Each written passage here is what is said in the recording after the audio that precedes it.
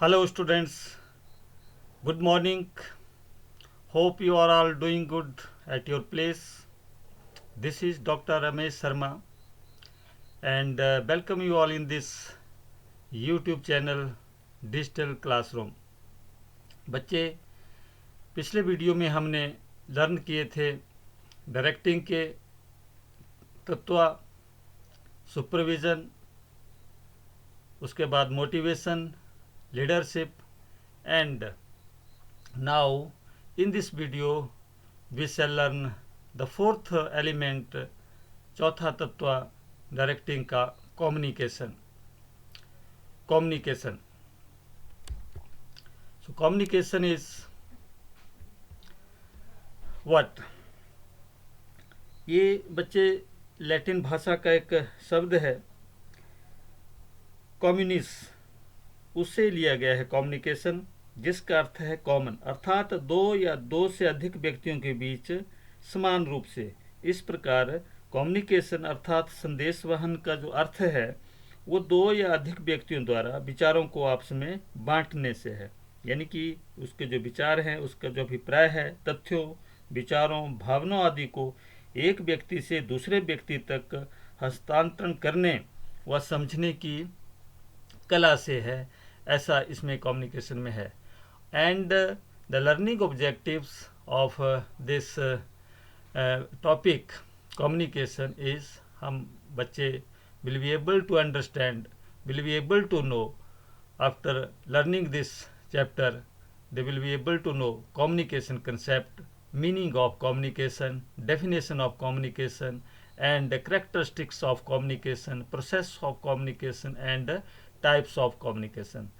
So communication is art of transferring of facts, ideas, feelings, etc. from one person to another and making him understand them.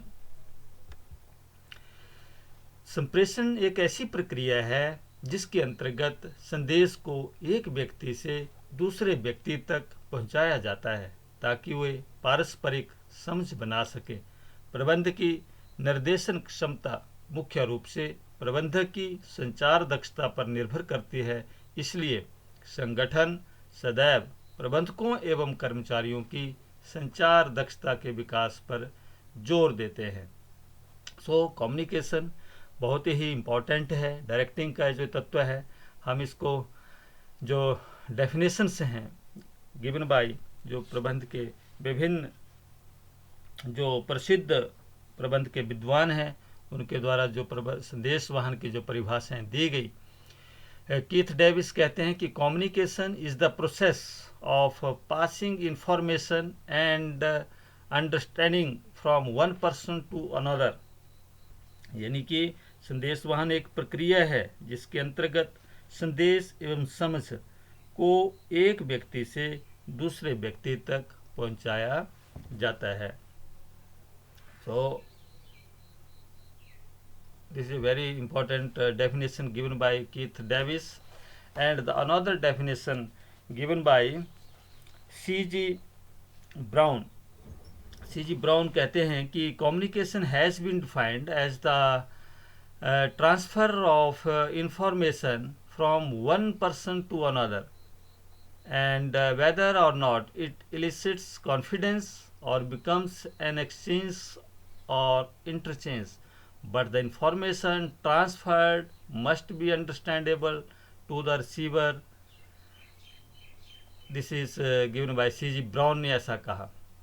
Okay, and उन्होंने इसको संदेश वाहन एक व्यक्ति से दूसरे व्यक्ति तक सूचना का हस्तांतरण है, ट्रांसफर ऑफ इंफॉर्मेशन, चाहे उसके द्वारा विश्वास उत्पन्न हो या नहीं अथवा विनिमय हो या नहीं, लेकिन हस्तांतरित सूचना प्राप्तकर्ता को ठीक प्रकार से समझ में आनी चाहिए।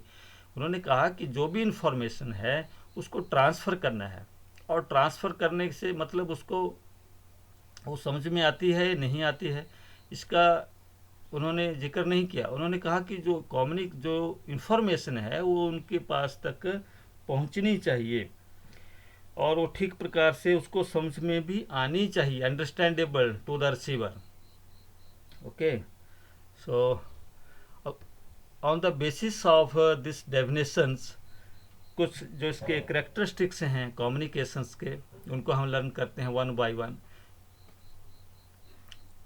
नंबर 1, दो या दो से अधिक व्यक्ति, दो या दो से अधिक व्यक्ति यानी कि 2 और मोर पर्सन। कम्युनिकेशन में संदेश वाहन की जो प्रथम महत्वपूर्ण विशेषता है उसमें कम से कम 2 व्यक्तियों का होना जरूरी है कम्युनिकेशन, क्योंकि कोई अकेला व्यक्ति स्वयं के साथ विचारों का आदान प्रदान नहीं कर सकता। अपनी बात कहने के लिए एक सुनने वाले की भी जरूरत होती है। अतः कम से कम 2 व्यक्ति हों, जिनमें से एक सूचना भेजने वाला व दूसरा सूचना ग्रहण करने वाला होता है। तो the first characteristics of communication is कि उसमें 2 या 2 से अधिक व्यक्ति होने चाहिए, तभी कम्युनिकेशन जो है वो पॉसिबल है। नंबर 2, विचारों का विनिमय, एक्सचेंज ऑफ आइडियाज। विचारों के आदान प्रदान के अभाव में संदेश वाहन की कल्पना नहीं की जा सकती। संदेश वाहन की प्रक्रिया को पूरा करने के लिए 2 या 2 से अधिक व्यक्तियों के बीच विचारों, आदेशों, भावनाओं आदि का विनिमय होना चाहिए। एंड नंबर 3, आपसी समझ, म्यूचुअल अंडरस्टैंडिंग। आपसी समझ से अभिप्राय यह है कि सूचना भेजने वाले का अपनी बात कहने का जो भाव है उसी अर्थ में सूचना प्राप्त करने वाला उसे समझ ले। Mutual understanding. एंड संदेश वहन की प्रक्रिया के लिए सूचना प्राप्तकर्ता के लिए सूचना का पालन करना आवश्यक नहीं है, मात्र समझ लेना ही पर्याप्त है। ऐसा जो है तीसरा करेक्टरिस्टिक्स कम्युनिकेशन का कहता है। एंड नंबर 4, प्रत्यक्ष एवं अप्रत्यक्ष संदेश वहन, डायरेक्ट एंड इनडायरेक्ट कम्युनिकेशन। संदेश वहन के लिए यह आवश्यक नहीं कि सूचना देने वाला सूचना लेने वाला आमने सामने हो। ओके, संदेश वाहन प्रत्यक्ष व अप्रत्यक्ष दोनों ही प्रकार का हो सकता है, यानी कि प्रत्यक्ष संदेश वाहन का अभिप्राय आमने सामने वार्तालाप से है, जबकि अप्रत्यक्ष संदेश वाहन में संदेश अन्य साधनों के माध्यम से भेजा जाता है। और भी जितने भी जो है कम्युनिकेशन के हैं मैसेज के द्वारा, उसको हम भेज सकते हैं। एंड नंबर 5 इज लगातार कंटिन्यूस प्रोसेस। ऐसा नहीं है कि एक बार आपने कम्युनिकेट कर लिया और सारी बात जो है समाप्त। नो, कम्युनिकेशन जो है वो हर लेवल्स ऑफ मैनेजमेंट पर जो है वो ज़रूरी है और ये लगातार चलने वाली प्रक्रिया है। हर रोज़ आपको कम्युनिकेट करना है, कम्युनिकेशन करना है to achieve the goals of organisation. तो संदेश वहन लगातार ये कभी भी समाप्त ना होने वाली प्रक्रिया है। जैसे व्यवसाय में प्रबंधक द्वारा अपने अधीनस्थों को कार्य सौंपना, कार्य की प्रगति जानना व दिशा निर्देश देना आदि क्रियाएं लगातार करनी पड़ती है। तो it's a continuous process. And number 6, शब्दों व संकेतों का प्रयोग भी इसमें किया जा सकता है कम्युनिकेशन में। एंड सूचनाओं के विनिमय के लिए अनेक साधन हो सकते हैं, जैसे लिखित है, मौखिक है या सांकेतिक है। तो सांकेतिक संदेश वाहन के लिखित में तो रिटर्न आपको देते हैं, लिखित रूप में देते हैं पेन से, वो आपके पास रिटर्न मैसेज हो गया। मौखिक आप वर्बली आप उसको बोलते हैं, और संकेत के द्वारा, जैसे आप स्कूल में देखते हैं बच्चों की घंटी बजती है, तो घंटी क्या है, एक सांकेतिक है। और गर्दन हिलाकर भी कोई बात कहना, आंखें दिखाना, क्रिकेट में हाथ की उंगली उठाकर कोई निर्णय देना इत्यादि, ये सारे जो हैं ये सिंबल्स जो है, words as well as symbol, जो शब्द व संकेतों का प्रयोग करके भी हम कम्युनिकेशन कर सकते हैं। तो ये थे करेक्टरिस्टिक्स ऑफ कम्युनिकेशंस। सो ये था बेटा video characteristics and meaning and definitions आपने इसमें लर्न की। होप आपको वीडियो पसंद आया होगा। इस वीडियो को लाइक कीजिए, शेयर कीजिए, and do subscribe this channel to